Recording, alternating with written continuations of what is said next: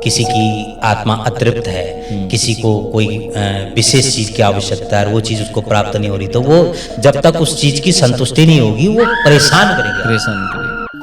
और ये छाया उसको दिखाई भी देती थी क्या? हाँ बिल्कुल दिखाई, उसी को दिखती है और किसी को नहीं। अच्छा, उसी को दिखती, बिल्कुल काले कलर का, बिल्कुल ब्लैक। बोले चेहरा नहीं दिखता उसका साफ, ये नजर आता है कि आंखें हैं। अच्छा, लेकिन वो भी बिल्कुल काली। जैसे ही उसने मतलब रसोई में गई, रसोई में उसने आटा गूथा, हलवा बनाया, खीर बनाई और आदि मतलब जो चीज भोजन का था बनाया, और जैसे ही वो रसोई से बाहर निकली तो जो आटा था वो भी गायब। अच्छा, ठीक है, आटा रसोई किचन से ही गायब। आटा रसोई से गायब, यहाँ तक कि जो घी उसने हलवे के लिए और खीर के लिए इस्तेमाल किया था वो घी भी गायब। Vicky. Real talks. Truth can be terrifying. नमस्कार दोस्तों, स्वागत है आपका विकी रियल टॉक्स में। आज हमारे साथ स्टूडियो में जो मेहमान मौजूद हैं उनका नाम है आचार्य RKR भारद्वाज जी। नमस्कार आचार्य जी। नमस्कार, बहुत बहुत स्वागत आपका हमारे YouTube चैनल पर। आपके सभी दर्शकों को भी और आपको भी बहुत बहुत धन्यवाद। आपकी काफी डिमांड आई थी और लोग आपको दोबारा सुनना चाहते हैं और ये जानना चाहते हैं कि आप अध्यात्म में, आप कैसे जगत, इस अध्यात्म जगत में कोई ना कोई घटना के बाद आदमी अक्सर प्रवेश करता है। जी तो सत्य। ऐसी कोई घटना आपके साथ घटित हुई है कभी? राणा जी, घटनाएं तो बहुत हुई हैं, लेकिन एक ने जिसने मेरे दिल पे छाप छोड़ी, मैं उस घटना का यहाँ पे थोड़ा जिक्र करना चाहूँगा जी। ये 2002-03 की बात है। इस दौरान हमारा समूह साथ में संत जन, विद्वत जन हिमाचल की वादियों की तरफ भ्रमण के लिए निकले थे। हिमाचल में कांगड़ा जिला है और उधर ही धर्मशाला है। वहाँ तिब्बतीय संग्रहालय है। तो मन में कुछ संत महात्माओं के द्वारा सुना हुआ कई प्रकार के प्रश्न थे, कई प्रकार के मन के अंदर होते हैं ना, जिनको मतलब पुस्तकालय में जाके अपने मन को शांत करने के लिए उन प्रश्नों का जवाब आदमी को मिल जाता है। तो मैं पुस्तकालय में गया। अच्छा। पुस्तकालय को खुलने का समय 9 बजे के करीबन होगा और फिर दोपहर में वैसे छुट्टी होती है, लेकिन संडे वाले दिन लगभग वो ओपन ही रहता है। रविवार का दिन था। हमने प्रवेश किया जी। अंदर गए, कर्मचारी थे। तो मैंने पूछा, मैंने कहा जी यहाँ कोई इस प्रकार की पुस्तकें हैं जो प्राचीन हो, पुरानी हो? तो मैं थोड़ा दर्शनाभिलाषी हूँ, मैं चाहूंगा कि उनके दर्शन कर लूँ, कुछ दो एक आधे सूत्र मेरे को मिल जाएं। बिल्कुल। तो मैं प्रविष्ट हुआ तो उन्होंने 2-4 रैक होते हैं उनके आसपास, बोले इधर चले जाओ, उधर से आपको वहाँ बहुत पुरानी प्राचीन पुस्तकें हैं। मैं गया जी। समय मेरे को ले जा रहा था। हाँ, समय ही था एक। हाँ बिल्कुल। मैं वहाँ पहुँचा, समय अनुसार ही चीजें होती हैं। बिल्कुल सत्य वचन। अब मैं वहाँ पहुँचा तो वहाँ क्या देखता हूँ, एक प्राचीन पुस्तक है और काफी पुरानी थी। उसकी बाहर की जिल्लत जो थी वो काफी पुरानी थी। तो मेरे को मन से महसूस हुआ कि इसी पुस्तक को पढ़ना चाहिए, इसमें कुछ ना कुछ विशेष मिलेगा। अब प्रभु कृपा हुई भी इसी प्रकार से कि जैसे ही मैंने पुस्तक को ओपन किया तो उसमें एक अद्भुत कहानी थी। अच्छा। कोई अंग्रेज थे बाहर से, वो यहाँ रिसर्च के लिए आए हुए थे। अच्छा। और इस दौरान वो कुछ सेंट, परफ्यूम वगैरह इस प्रकार का कुछ रिसर्च कर रहे थे कि मैं कुछ पहाड़ी क्षेत्र से कुछ जड़ी बूटी, कुछ अच्छे फूल पुष्प लेके और उसका कुछ बनाऊं। उसको मुस्क भी बोल सकते हैं, उसको आप इत्र भी बोल सकते हैं, उसको आप सुगंधी द्रव्य भी बोल सकते हैं। इत्र की खोज में आए थे। हाँ। तो वो संत महात्माओं के पास अक्सर बैठा उठा करते। अच्छा। तो जिज्ञासु थे। उस कहानी में लिखा हुआ है, पूरा वर्णन दे रखा है। अच्छा। मैं उसी कहानी को आपके सामने प्रस्तुत कर रहा हूं। अपनी खुद लिखा हुआ है उसमें। तो वो जिज्ञासावश पहाड़ी क्षेत्र में चल पड़े। ठीक है। काफी पहाड़ में चले गए तो सर्द मौसम था, ठंडी ठंडी हवाएं चल रही थी। तो वो अपना सारा संसाधन जो भी था उनका अपने साथ में लेके चल पड़े। लेकिन वो काफी आगे चले गए तो आसपास कुछ ठिकाना मिला नहीं तो किसी कंदरा के नजदीक जाके उन्होंने अपना विश्राम स्थल किया और वहां थोड़ी देर रुके। रुक गए। रात्रि को उन्होंने विश्राम किया। अंदर सुबह गुफा के हाँ गुफा के अंदर रुक गए। रात्रि को उन्होंने अपना भोजन इत्यादि जो भी होगा पात्र उनका वो अपना ग्रहण करने के बाद रात्रि को विश्राम कर लिया। सुबह वो उत्सुक भाई कहाँ अकेले व्यक्ति को नींद जल्दी आती और फिर सुबह जागृत भी जल्दी हो गए। तो वो बताते हैं उस कहानी क्षेत्र के अनुसार वो बहुत आगे भ्रमण करते करते जिज्ञासा और जागृत हुई और आगे आगे काफी गहरे निकल गए हाँ। अंदर। और गहरे नहीं, चढ़ाई पे पूरी चोटी पे चढ़ रहे हैं वो। अब उधर क्या है कि पूरी बर्फ ही बर्फ है चारों तरफ। तो आगे क्या देखते हैं वो, एक संत तपस्वी, सिर्फ उन्होंने एक वस्त्र अपने शरीर में धारण किया हुआ। अच्छा। और उनके साथ में एक श्वान भैरव बाबा बोले तो कुत्ता। अच्छा। ठीक, उनके साथ में वो लंबे लंबे बालों वाला, पहाड़ी क्षेत्र में लंबे बालों वाले कुत्ते होते हैं ना, तो उसी प्रकार की उसकी वेशभूषा, क्योंकि प्रकृति भी उसी रूप में बनाती है ना। हाँ, जीव को जिस प्रकृति में रहेगा उस प्रकार के जीव को बनाती है। निश्चित है। तो संत महात्मा जो थे उन्होंने जब देखा तो वो भी विचलित हो गया। कौन? जो दर्शना करने के लिए जा रहा था, जो अपनी जिज्ञासा को समाप्त करने के लिए जा रहा था। उसको ये लगा भाई इतनी बड़ी बर्फ के मैं इतने संसाधन पहन रहा हूँ फिर भी मुझे ठंड लग रही है। ये महाराज जी मतलब जो है ऐसे ही इस अवस्था में एकदम देख के कोई भी हैरान हो सकता है ऐसा देख के। तो मतलब जो है पहले तो उन्होंने अब एक साधारण तौर पे उनकी जो अपनी पर्सनल भाषा है, देखो भाषा कोई भी हो लेकिन नमन सबके अंदर होता है। बिल्कुल संस्कारी थे, रिस्पेक्ट तो सभी हाँ रिस्पेक्ट दी, उनको नमन किया, हाथ जोड़े। जो कि हिंदुस्तान में आए हैं तो हिंदुओं के संस्कारों को, सनातनी संस्कारों को तो जान ही लेते हैं। उन्होंने नमन किया। नमन करने के बाद उन्होंने बोला बच्चा, अब वो अच्छी हिंदी अच्छी थी उनकी, तो उन्होंने बोला बच्चा यहाँ इतनी दूर तुम्हारा क्या काम? भाई ये जगह तो तुम्हारे लिए नहीं है, ये क्षेत्र तो तपस्वियों का है। इतना गहरा कोई जाता नहीं है। तो बोले महाराज मैं कुछ जानकारी प्राप्त करना चाहता था और मुझे कोई जानकार मिला नहीं, मैं चाहता हूँ कि कुछ जानकारी प्राप्त हो जाए। तो बोले बेटा जानकारी बाद में लेना, चलो पहले तुम्हें थोड़ा सा अपने संत महात्माओं की जड़ी बूटी पिलाते हैं। अच्छा। अब जिसको हम कॉफी बोल रहे हैं, चाय बोल रहे हैं, थकान मिटाने का कोई भी इस प्रकार का कोई भी आजकल ग्रहण करता है मनुष्य, तो तुम्हारी थकान उतारते हैं। उनको लेके गए तो थोड़ा और ज्यादा आगे गए तो वहाँ 5-7 संत महात्मा बैठे हुए बढ़िया स्थान पे, और धूना चल रहा। धूना बोले तो अग्नि, जो संतों का प्रमुख, हाँ सबसे बड़ा देवता उन संत महात्माओं का अग्नि है। अग्नि होती है, बिल्कुल अग्नि ही अग्नि ही सबसे बड़ी मतलब जो है परमात्मा है। तो चारों तरफ बैठे हुए। अब जैसे ही ये पहुंचते हैं वहां तो उन्होंने अपनी तरफ से साष्टांग दंडवत प्रणाम किया, नमन किया।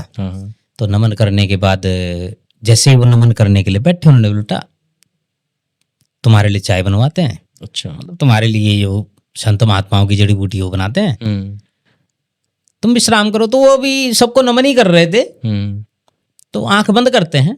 नेचुरल है, हम परमात्मा के दर्शन करने जाते हैं मंदिर में तो एक बार मन करता है कि थोड़ा भगवान के सामने बैठ के थोड़ा आंख बंद करो। हालांकि शास्त्र कहता है कि प्रभु के दर्शन हमेशा आंख खोल के करो। अच्छा। ध्यान हमेशा आंख बंद करके करो। यदि आप मंदिर में कभी दर्शन करने जाते हैं, संत महात्माओं के दर्शन करने जाते हैं, तो बिल्कुल नेत्र खोल के दर्शन करो उनके, क्योंकि अपनी जिज्ञासा को समाप्त करो। और जब यदि आपने ध्यान करना हो तो नेत्रों को बंद करके ध्यान करो, तभी आपका ध्यान लगेगा। तो जैसे ही उन्होंने आंखें बंद करी, और आंखें बंद करी थी, और इधर जो है संत महात्मा उनको जड़ी बूटी देते हैं। अच्छा। अब जब जड़ी बूटी उनके सामने रखते हैं और उनको बोलते हैं कि बेटा ये जड़ी बूटी ग्रहण करो, तो जब वो प्याली में, वो ऐसी प्याली होती है ना, किस प्रकार की, अपना जो नारियल बनाते हैं ना, नारियल, इस प्रकार, वो तो नारियल की मतलब जो है वो कटोरी बना लेते हैं संत महात्मा लोग। अच्छा। सूखे वो बाहर का जो खोल से बना ऊपर होता है। हाँ। तो उसमें जब उन्होंने अपनी छाया देखी, अच्छा, तो वो अचंभित हो गया, वो उछल पड़ा। हाँ, ऐसा क्या हुआ?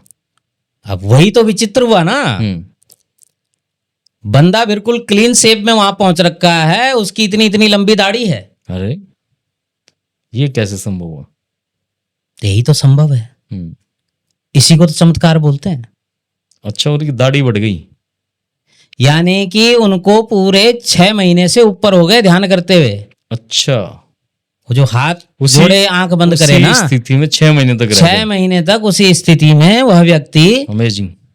इसको बोलते हैं वास्तविक यही है सनातन की शक्ति। शक्ति। और जब इस प्रकार की अवस्था उन्होंने अपनी देखी तो वो विचित्र। और इतनी ही कहानी मैंने पढ़ी। अच्छा। सुबह 10 बजे प्रवेश किया था, मेरे को शाम को 5 बज गए। अच्छा। चलो उनके साथ में तो वो प्रत्यक्षदर्शी थे, उनको तो घटना घटी, मेरे साथ में क्या घटना घटी? आप भी संबोधित हो गए शाम तक? मैं अचंभित हो गया इस बात का, जब मेरे को जिन्होंने गेट बंद करना था, पुस्तकालय का गेट बंद करना था, संग्रहालय का गेट बंद करना था, वो आए मेरे पास, मेरे बोले आप एक ही जगह पे खड़े हुए इस पुस्तक में क्या पढ़ रहे हो? अरे समय हो गया है, हमें अब बंद करना है। अच्छा, आप भी मतलब एक ही उस पोजीशन में इस रह गए। चैप्टर को, जो चैप्टर मैंने आपको सुनाया ना, इस चैप्टर को पढ़ते पढ़ते 10 बजे से शाम के 5, यानी कि पूरे 7 पौने 7 घंटे, 6:30 पौने 7 घंटे मेरे को एक ही अवस्था में, इसी अवस्था में वहां पे इस कहानी को पढ़ते हुए, मैं पन्ना भी नहीं पलटा। तो ये जो घटना है, ये मेरे साथ में, मेरे जीवन में बहुत परिवर्तन लाई। यहां से हमें एक चीज की सीख मिलती है, ये ध्यान रखना, आप सब कुछ नहीं जानते, सही बात। लेकिन आप कुछ ना कुछ जरूर जानते हैं। सारी चीज आप नहीं जानते, लेकिन कुछ ना कुछ इस प्रकार की चीज है जो, जिसको केवल आप ही जानते हैं, कोई दूसरा उसको नहीं जान सकता। हर मनुष्य के जीवन में कुछ ना कुछ प्रभावशाली जो 84 झटके होते हैं ना, उन झटकों में एक झटका ये भी है। बिल्कुल बिल्कुल। और ज्ञान का सागर तो अथाह है, कभी खत्म नहीं होता। वो जन्म से लेके मरण तक व्यक्ति यदि इस पे चर्चा ही करता रहे तब भी पूरी ना हो। बिल्कुल बिल्कुल बिल्कुल। एक और कोई ऐसी घटना एकदम पैरानॉर्मल एक्टिविटी सी जो अपने लाइफ में घटित हुई हो? राणा जी, किसी दूसरे की तो क्या बोलें, जो हमारा खुद का अनुभव है उसी पे चर्चा करी जाए तो बहुत अच्छा रहे। हाँ बिल्कुल। हमारे एक बोले तो मित्र हैं, उनको आप मित्र भी बोल सकते हो, उनको आप भक्त भी बोल सकते हो, उनको आप मतलब एक व्यवहारिक प्रेमी भी बोल सकते हो, सखा भी बोल सकते हो। तो कर्नाटक से हैं। अच्छा। रायचूर जिला है, कर्नाटक में रायचूर एक कस्बा है, जिला बोले तो है या कस्बा है, वहां से वो बिलोंग करते हैं। अच्छा। तो उनकी पुत्र के साथ में बड़ी घटनाएं घटी हैं। पुत्र के साथ बोले तो उन्होंने जब पुत्र की शादी करी, तो जहां से शादी हुई, हाँ, जिस परिवार से शादी हुई जी, उस परिवार में 5 कन्याएं थी। अच्छा। तो सबसे छोटी वाली कन्या की जब शादी हुई ना, जब वो उनके घर आई, तो उनके घर में विचित्र विचित्र प्रकार के, जो कभी सुने नहीं, कभी सोचे नहीं, कभी मन में ऐसा कोई भाव विचार ही नहीं जागृत हुआ कि ऐसा भी होता है, वो उनके साथ घटनाएं घटने लगी। अच्छा। अब वो घटनाएं घटने लगी तो अब विस्तार में कहानी का देता हूं कि जो वास्तविकता क्या हुई कि जिनकी 5 कन्याएं थी, उन्होंने जब रिश्ता तय किया लड़की का लड़के के साथ में, हमारे जो गौड़ साहब हैं उनके में जो मित्र हैं, उनके लड़के के साथ में, ठीक, तो बड़ी प्रसन्नता के साथ में विवाह संस्कार इत्यादि सारे कर्मों के लिए एक तैयारी प्रारंभ हुई। विवाह हो गया। ठीक। विदाई का जब समय आया, तो विदाई के समय में अपने परिवार की रीति रिवाज होते हैं ना, देखो हर देशाचार लोकाचार, जैसा देश वैसा वेश, जैसा लोकाचार शिष्टाचार, अलग अलग प्रकार से हम बड़े बुजुर्गों के द्वारा दिए हुए नियम होते हैं, कुछ नियमों का पालन करना पड़ता है। नवविवाहित जोड़े को तो बहुत विशेष ध्यान रखना पड़ता है। वो कई बार क्या करते हैं, लापरवाही कर जाते हैं जी।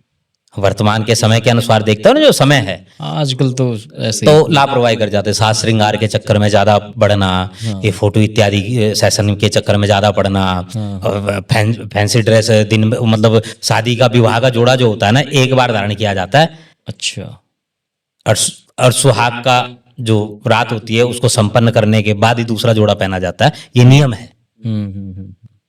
फेरों का जो जोड़ा होता है वो, लेकिन अब क्या है, मॉडर्न जमाना है, अब दिन में ड्रेस 5-5 6-6 ड्रेस चेंज हो जाती है, दूल्हे की भी दुल्हन की भी, तो कई बार नियम से हटके हो जाता हटकर चले जाते हैं। अब क्या है प्रभु, दक्षिण भारत के अंदर जितना मंत्र है उतना तंत्र भी है। अच्छा, वहां कैसे? मतलब बोले तो मंत्रों के प्रति जितनी श्रद्धा है ना, उतना ही तंत्र के प्रति भी श्रद्धा है, उतना ही यंत्र के प्रति भी श्रद्धा है, और उतना ही जंत्र के प्रति भी श्रद्धा है। यानी कि मंत्र भी उतना ही मानते हैं, और यदि तंत्र प्रयोग करना हो तो वो भी उतना ही मानते हैं, उतना ही मानते। और यंत्र भी बोले तो घर घर में आपको यंत्र टंगे हुए मिलेंगे। अच्छा, और जंत्र जो पहनना होता है उन्होंने, आप गंडा, डोरी, तावीज, गलग, काला डोरा, अलग अलग प्रकार की चीजें आपको उनके मिल इनका जाएंगे। कोई प्रभाव भी पड़ता है क्या जीवन? प्रभाव पड़ता है तभी तो धारण करते हैं ना। अच्छा, सबसे बड़ी चीज क्या है राणा जी? फेथ, विश्वास, दृढ़ता। किसी चीज के प्रति आपकी दृढ़ भावना है ना, तो वो आपके साथ घटित पक्का होता है। अब विवाह संस्कार इत्यादि में माताओं बहनों के द्वारा, हमारे बड़े बुजुर्गों के द्वारा कई नियम बनाए गए हैं कि जैसे हम लोग बान बैठते हैं, यहाँ हमारे बान बैठते हैं ना, किसी के 5 होते हैं, किसी के 7 होते हैं, किसी के 3 होते हैं, तो बान बैठते हैं। बोले तो इतने दिन पहले प्रतिबंध लग जाता है कि भाई ये काम आप लोगों ने नहीं करना है, भाई गाड़ी घोड़ा नहीं चलाना, मतलब जो है चौराहे इत्यादि में ज्यादा इधर उधर नहीं भटकना, रात्रि को बाहर नहीं रहना है, अपना कुछ नियम होते हैं। बिल्कुल। लेकिन क्या है कि कुछ नियमों का पालन ना करने के कारण मनुष्य के जीवन में घटनाएं घटित होती चली जाती। और इस दौरान जब विवाह एक ऐसा संस्कार है कि स्नान, विवाह में स्पेशल स्नान होता है। अच्छा, स्पेशल स्नान होने के बाद फिर उसकी पूजा होती है। हमारे उत्तराखंड में आप चले जाओगे ना, तो हल्दी जो होती है ना, हल्दी से जो हल्दी संबंधित जो हल्दी रस्म होती है, उसमें नारायण को बड़ी विधान से पूजा जाता है। अच्छा, नारायण का रूप माना जाता है वर को, और कन्या को लक्ष्मी के रूप में बड़े विधान से पूजा जाता है कि ये कन्या लक्ष्मी स्वरूप अब हमारे घर से विदा हो रही है, तो इसकी जितनी सेवा की जाए उतनी कम कर। बड़ा विधान होता है। उसमें जड़ी बूटियों से स्नान होता है। अच्छा, भाई छोटी छोटी कन्याओं के द्वारा, 9 साल से छोटी छोटी कन्याएं, उनके द्वारा हल्दी का कुटन किया जाता है, उसमें जड़ी बूटी मिक्स करी जाती है, उखल में कुटवाया जाता है बढ़िया बंधन से, बड़े गीत गाए जाते हैं, बड़े संस्कार होते हैं। अच्छा, और फिर हल्दी की जाती है, बड़ों से लेके छोटे तक सभी। फिर स्नान कराया जाता है। स्नान कराने के बाद नारायण की पूरी आरती उतारी जाती है, पूरी सेवा की जाती है, लक्ष्मी की पूरी आरती उतारी जाती है, सेवा की जाती है। इस बंधन को बंधाया जाता है, हाथ में बंधन दे दिया जाता है कि इतने दिन तक इस बंधन का पालन करना है, इन चीजों का पालन करना है, नियम का पालन करना है। ठीक। अब वो नियम आदमी करता नहीं, लापरवाही। हमारे यहाँ तो बिल्कुल होते भी नहीं। अब क्या, देखो आपको एक बात बोलना चाहूंगा, मनुष्य को ऊपर उठना चाहिए, जितना ऊपर उठ सके उठना चाहिए, लेकिन अपने आप को नीचे भी बराबर बना के रखना चाहिए। अपनी संस्कृति, अपने रीति रिवाज ये नहीं छोड़ने चाहिए। हाँ, यदि हम अपनी संस्कृति को छोड़ देंगे ना, अपनी सभ्यता को छोड़ देंगे ना, बिल्कुल, तो हमारा मूल खत्म हो जाएगा। सुख सुविधाएं लो, जितनी चाहे उतनी लो, और जिसकी जड़ें कमाओ, जिसकी जड़ें गहरी नहीं है ना, वो पेड़ ज्यादा दिन तक टिकता नहीं है। बिल्कुल, रीति रिवाज छोड़ी और हम कट गए। बिल्कुल सत्य वचन। तो राणा जी फिर वो सारे नियम कर लिए उन्होंने, ब्याह संस्कार हो गया। अब विवाह संस्कार हो गया, तो उसमें रस्मों में कहीं ना कहीं कोई लापरवाही, कोताही हो गई। अच्छा, अब कन्या अपने घर से विदा कर दी जी, तो विदा कर दी तो उसको एक बंधन दिया जाता है। जब कन्या का विवाह संस्कार हो जाता है, जब उसको विदा किया जाता है, तो बेटा इसको अपने ससुराल में जाके वो करना, बीच में इस जगह को ये चीज छोड़ देना, ये इस प्रकार का एक कर्म कर देना। कन्या को कुछ ना कुछ बंधन दिया जाता है, माँ के द्वारा, दादी के द्वारा, नानी के द्वारा। जी, वो सब जानते हैं ना। तो वो लापरवाही, कोताही बरत दी, बीच में उनकी गाड़ी रुक गई। अच्छा। अब बीच में गाड़ी रुक गई तो जो दूल्हा दुल्हन के साथ में बैठा हुआ कोई व्यक्ति बाहर निकला अपना। ये जो कोताही कह रहे हैं मतलब किस कोताही का मतलब लापरवाही। नहीं, लापरवाही किस टाइप में लापरवाही कर दी? लापरवाही इस टाइप में कर दी कि जब वो सीमा पार करी उन्होंने अपनी, इधर से शादी संस्कार बहुत अच्छी तरीके से हो गया, हाँ विवाह संस्कार से घर के लिए विदा हो गए। ठीक है। जब घर के लिए विदा होने का समय आया ना, तो सबसे पहली बात तो विदा होने का समय ही उनका अनुचित था। अच्छा वो 12:15 से 1:15 बजे के बीच में विदा हुए। अच्छा, रात्रि को अशुभ मुहूर्त के अंदर हो गए। अब देखो क्या होता है ना, मुहूर्त कई प्रकार के होते हैं। चल, स्थिर, द्विषभाव, 3 प्रकार का मुहूर्त होता है। विवाह शादी संस्कार में स्थिर लग्न में ही विवाह शुभ माना जाता है। अच्छा, या तो 12 बजे से पहले विदा हो जाते तो बहुत अच्छे थे, ठीक है। या फिर सुबह 4 बजे के टाइम पे, मतलब प्रातः 4 बजे के बाद यदि विदा करते तो बहुत अच्छा रहता भोर के समय में। ये जैसे स्थिर मुहूर्त आपने बताया, और कौन सा? चर स्थिर और द्विषभाव, 3 प्रकार के। लगातार एक ही टाइम रहता है या चेंज नहीं, अलग अलग डेली चेंज होता है?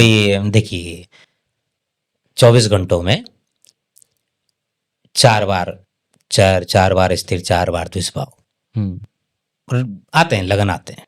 ठीक है। 12 है ना, मेष वृष मिथुन कर्क सिंह कन्या तुला वृश्चिक धनु मकर कुंभ मीन, 12 राशि हैं। तो इनके हिसाब से ही वो बहुत गहरा विषय है। अच्छा, लेकिन उसमें चर नहीं, मैं सिर्फ मोटा मोटा समझना मोटा बोले तो चर बोले तो मतलब चलायमान, मतलब बदलता रहता है ये।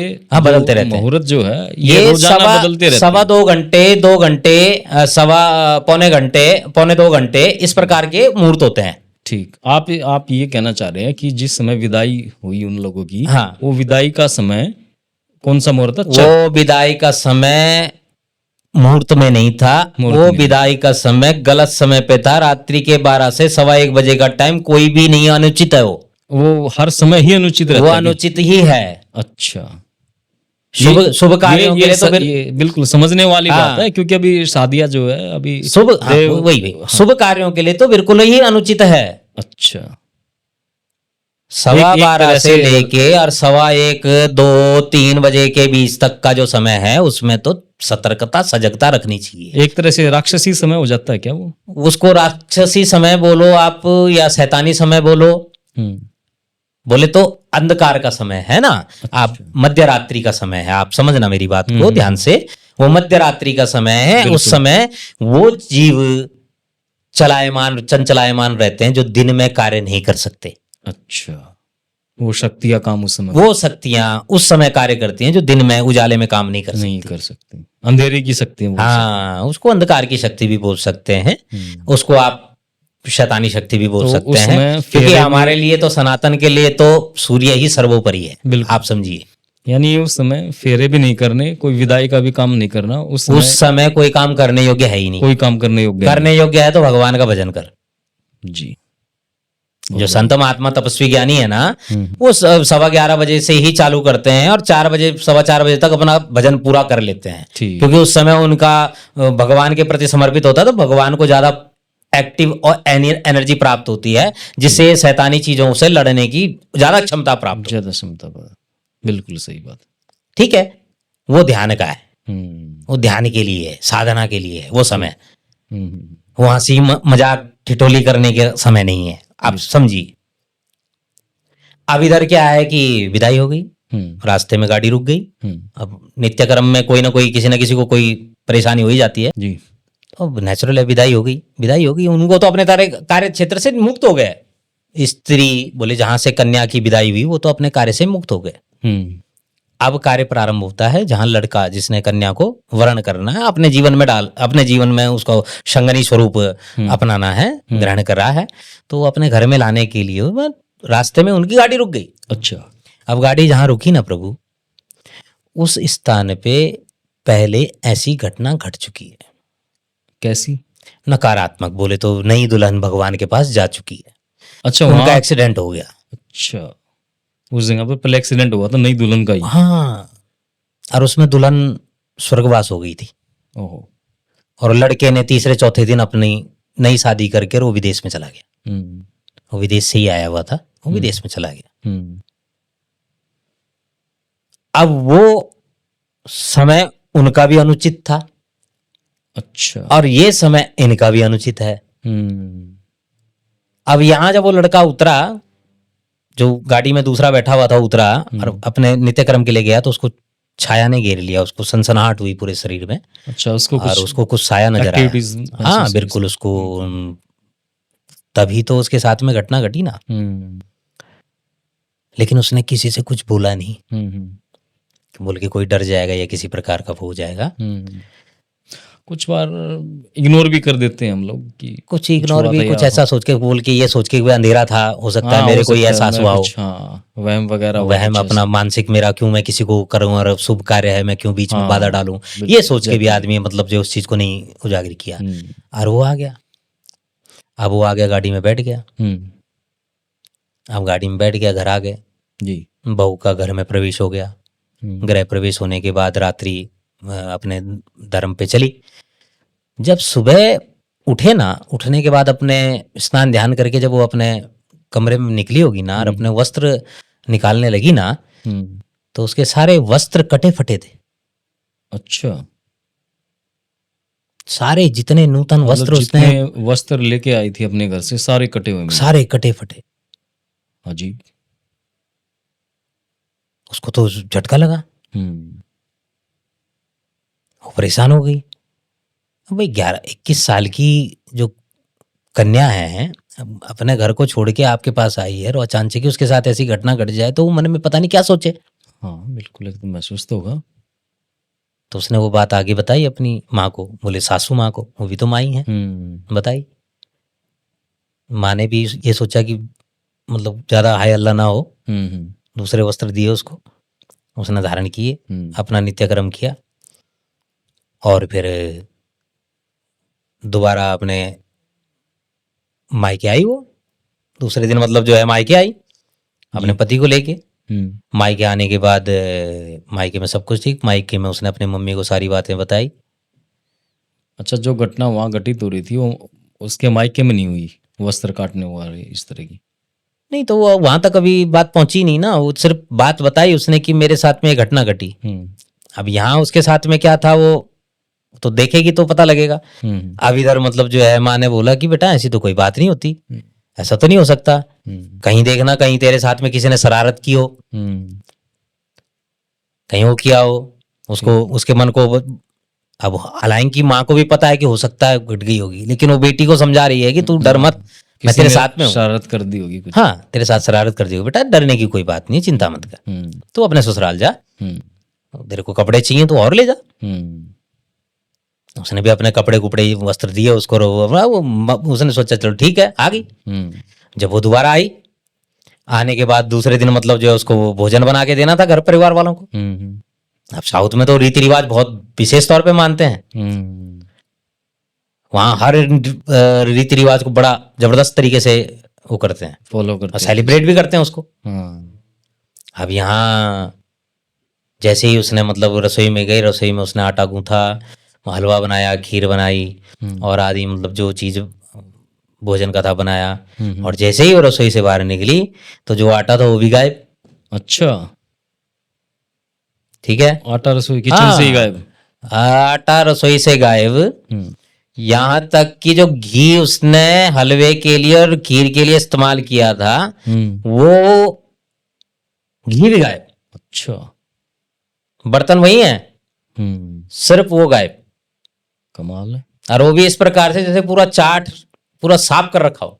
ये तो बिल्कुल अनबिलीवेबल चीजें है। तो फिर वो घटना बोले तो शैतानी स्वरूप में उसको हम छाया, उसको हम छाया बोलते हैं। अच्छा, उसको छाया का रूप दिया जाता है। वो छल भी है। अच्छा, उसको छल भी बोलते हैं, छलावा जैसे। मतलब छलावा अलग होता है, छलावा मर्द का रूप में है। अच्छा, स्त्री छलावा नहीं है, वो छल का स्वरूप है, लेकिन वो छाया है। छाया स्त्री का रूप है। अब उस रूप में वो मतलब जो है सारा भक्षण कर रही, और उसको आज तक कभी कोई मिला ही नहीं। वो कब से भूखी है, सालों हो गए उसको भूख में। जो मिल रहा वो खा जा रही। ठीक है, अब जो उनके घर में जब प्रवेश किया ना, कन्या ने प्रवेश किया, तो विवाह संस्कार इत्यादि सारी चीजों में उनके देवता भी मस्त हो रखे हैं, उनके पितृ भी मस्त हो रखे हैं, उनके कुल के देवता भी मस्त हो रखे, खुशी खुशी मना रहे हैं। उनको थोड़ी पता है इस बात का कि भाई कोई सकारात्मक रूप में भी कोई नकारात्मक चीज घर में प्रवेश कर गई है। उनको खुद पता नहीं, वो खुद अचंभित है, उनके देवता। आप घर के अंदर आई हुई चीज को कैसे एकदम से बाहर फेंक दे। दुश्मन भी घर में आता है ना, तो उसका भी मान सम्मान करना पड़ता है, आदर सहित। अब वो मजबूर हो गए, उनकी देहरी तो अंदर तो प्रवेश कर गई है, और देवता भी मतलब जो है सन्न है।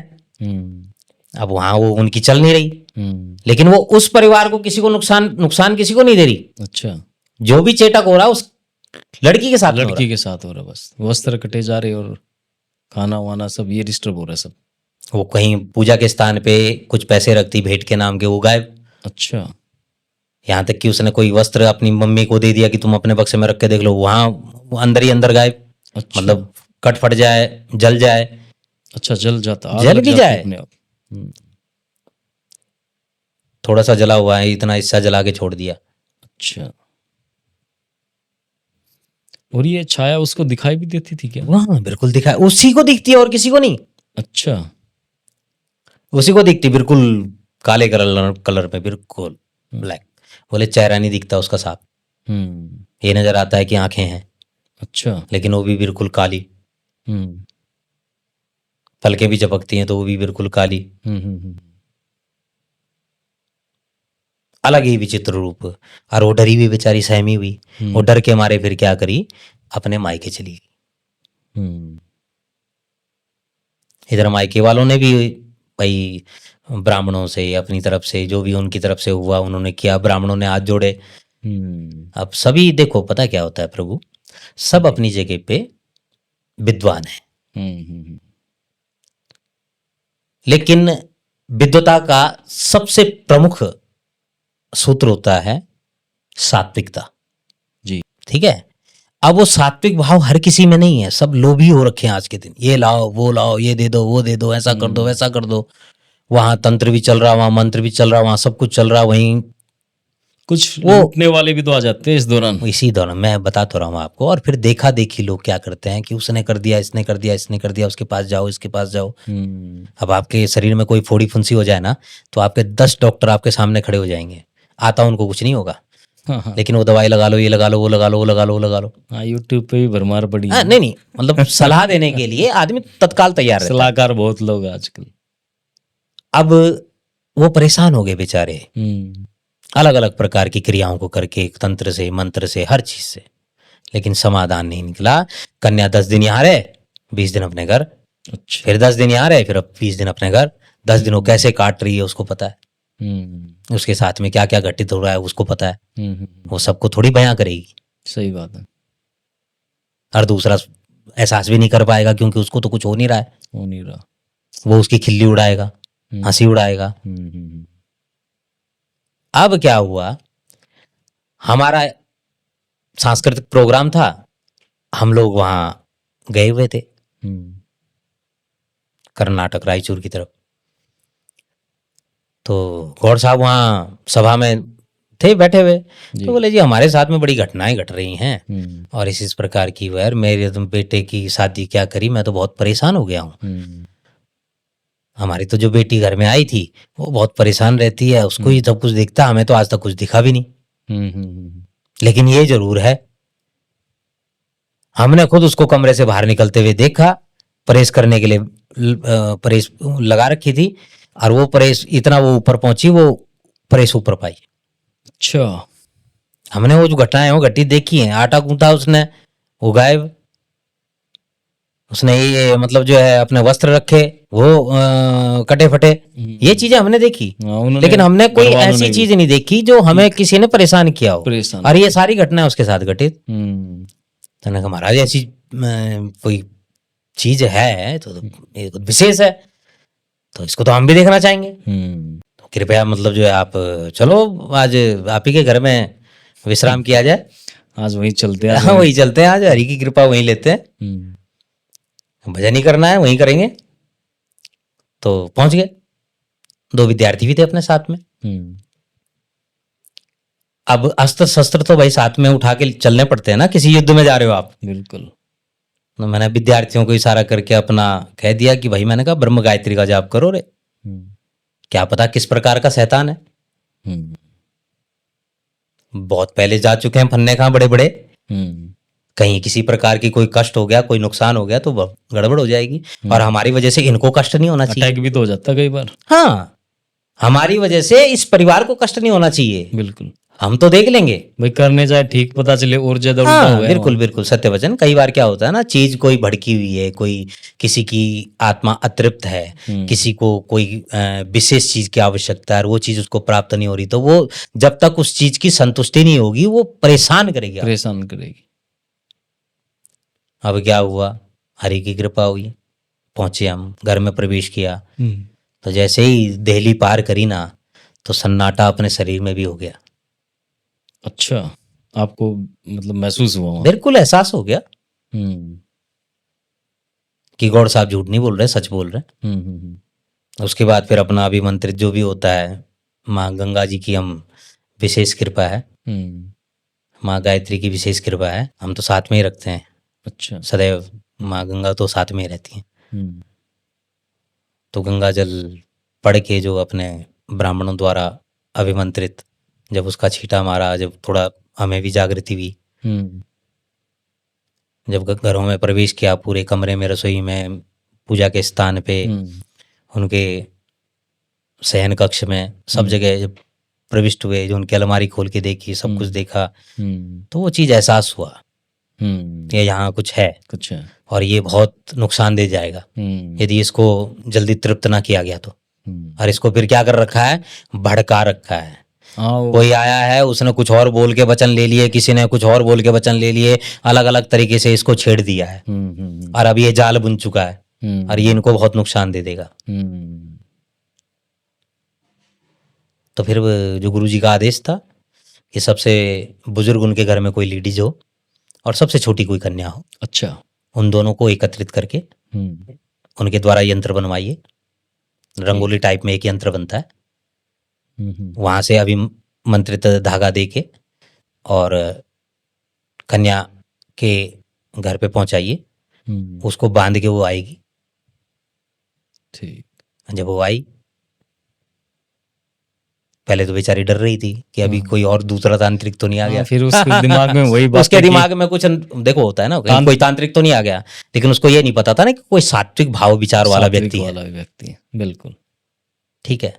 अब हरि की कृपा हुई, जैसे ही उसने दरवाजे के अंदर प्रवेश करने के लिए पैर बढ़ाया, उसका पैर भारी, उसका शरीर पूरा भारी, अंदर आया ही नहीं।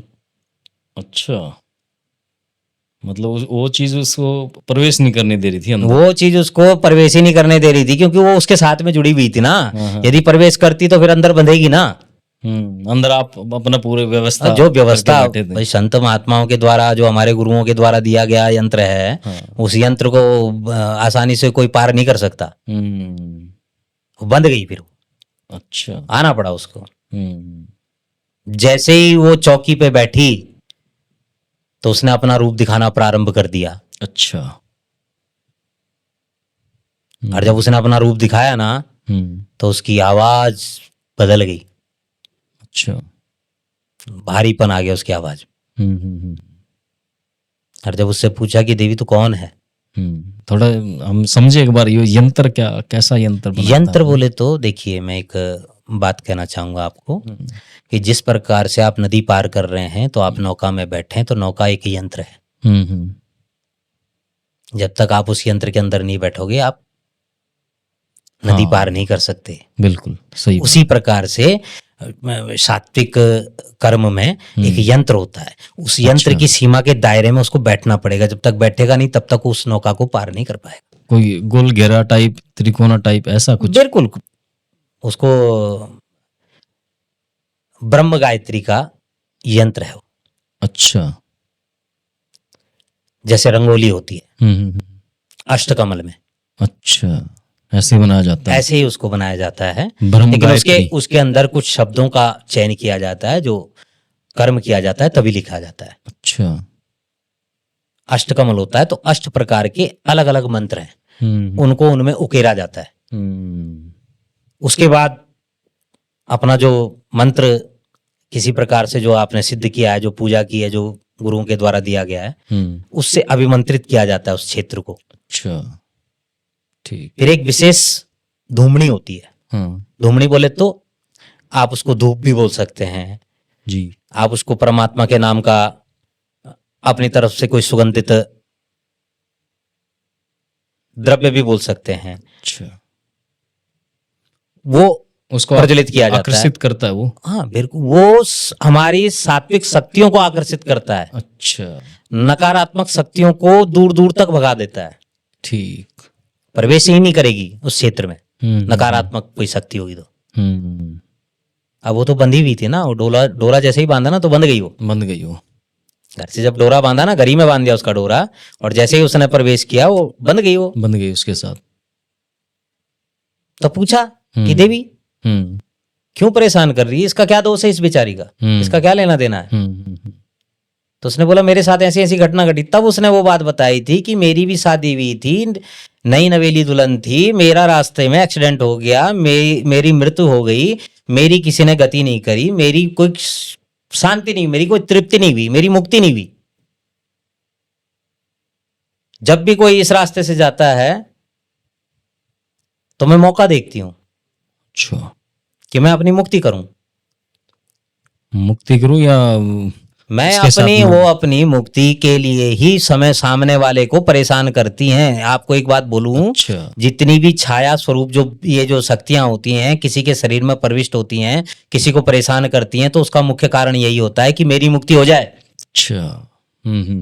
इसलिए वो ऐसा- दूसरों को परेशान करती है फिर। हाँ, कि मेरी मुक्ति वैसे तो हुई नहीं, इसके हाँ, द्वारा मेरी इसके मुक्ति हो द्वारा जाए। सही बात। क्योंकि मुक्ति तभी होगी जब वो किसी के शरीर में प्रविष्ट होगी, उससे पहले वो मुक्ति नहीं हो पाएगी। या मुक्ति होनी होगी तो कर्म सही किया हो, मृत का सही कर्म किया हो तो मुक्ति अपने आप ही हो जाती है। अपने आप हो जाए, सही बात है। लेकिन भटकती आत्मा को तो किसी न किसी शरीर में प्रवेश करना पड़ेगा, तभी जाके उसकी मुक्ति होगी। सही बात। तो मुक्त करने के लिए पूछा क्या चाहिए, तो उसने सारा बताया अपना। तो हमारे गौड़ साहब ने फिर एक कन्या की शादी करवाई, अच्छा, गरीब कन्या की। जितना भी गहना सोना जो कुछ भी उसके नाम का था वो सारा दान किया, तब जाके उसकी मुक्ति हुई। संकल्प करवाया गया ना, वो संकल्प करवा के एक गरीब कन्या की शादी करवाई गई। और उस शादी में जो कुछ भी उनकी तरफ से दान दिया गया, उसमें जाके जब उसकी मुक्ति, फिर गंगा जी में गायत्री इत्यादि करके सारी चीज उसके नियम करके तब जाके हरि के हरिद्वार में, हरि के धाम में मुक्ति का धाम। ठीक। तो यहाँ पे मैं राणा जी एक बात बोलना चाहूंगा, बहुत विचारणीय बात है जी। कि विवाह दो परिवारों का मेल है, जन्मों जन्मों का मेल है जी। जिस प्रकार से आप नाचने कूदने खाने पीने आदि सभी सजावट साज सज्जा में उसमें पैसा खर्च करके अपना समय लगाते हैं, उसी प्रकार से जब विवाह संस्कार का कर्म होता है, यज्ञ होता है, उस समय भी पूरा समय देने का प्रयास करें, नियमों का भी पालन करें। घर परिवार के जो नियम होते हैं उन नियमों का पालन करें, अपने बड़े बुजुर्गों को मान सम्मान दें, अपने पितृ, अपने कुल के देवता आदि सबको निमंत्रित करें कि आइए हमारे इस शुभ कार्य को पूरा कीजिए, आपकी दया से हमारे घर में ये शुभ कार्य हो रहा है जी। और फिर उनको विदा करो जी। और फिर कन्या की शादी करने के बाद एक बार गंगा जी स्नान कर लो। बहुत बढ़िया। अच्छा, ये सब तो दुल्हन के साथ घटित हुआ है, क्या दूल्हे के साथ भी ऐसा सेम सीन क्रिएट हो सकता है क्या? क्यों नहीं हो सकता? अच्छा, अब वो लापरवाही करेगा तो वो कौन सा राम जी का दूत आ रखा है। उसके पीछे भी चुड़ैलें लग जाएंगी। बिल्कुल अवश्य, उसको भी सावधानी बरतनी चाहिए। एक और जैसे वो जो परिवार था, हाँ भाई आपने सब ठीक कर दिया, वहाँ आपने मुक्ति दिलवा दी, हाँ। उसके बाद अब परिवार कैसा हो? बहुत अच्छा है, स्वच्छ है, पवित्र है। आज तो देखो 2007 की घटना है, अब तो बड़े बड़े बच्चे हो गए उनके। अच्छा। लड़का जो है विदेश में जा रखा है और फादर उनके गौड़ साहब से हम जब भी कर्नाटक जाते हैं तो कभी मुलाकात हो जाती है जी। और बच्चे बहुत स्वस्थ हैं, बड़े हुए हैं।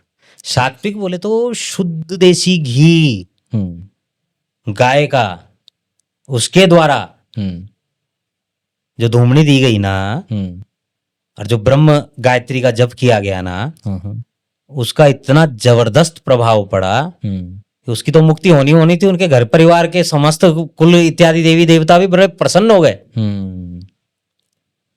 अच्छा, एक चीज और रह गई, आप बार बार कह रहे हैं ब्रह्म गायत्री, ये क्या है? हमने अब तक सुना था गायत्री, तो सुना था गायत्री मंत्र भी सुना था जी। लेकिन ब्रह्म गायत्री? ब्रह्म गायत्री बोले तो जो जनेऊ धारण करते हैं ना, अच्छा। यज्ञोपवीत, उनको ही ब्रह्म गायत्री का मंत्र दिया जाता है। अच्छा। गुरुओं के द्वारा। ठीक। मंत्र तो कोई भी धारण कर सकता है, बिना जनेऊ वाला भी धारण कर सकता है। अच्छा। लेकिन सात्विकता बहुत जरूरी है ना। मैं पहले ही कई बार राणा जी बोल चुका हूं कि मंत्र की सिद्धि आपके मानसिक स्वास्थ्य पे निर्भर करती है कि आपका मानसिक स्वास्थ्य किधर है जी, पॉजिटिव है या नेगेटिव जी। यदि आप सकारात्मक वे की तरफ है ना, तो आपका मंत्र स्वतः ही सिद्ध हो जाएगा। स्वतः ही सिद्ध हो जाएगा, बिल्कुल। आपकी हर वाणी शुद्ध है, फिर पवित्र है जी। वहां तो मां सरस्वती विद्यमान है जी।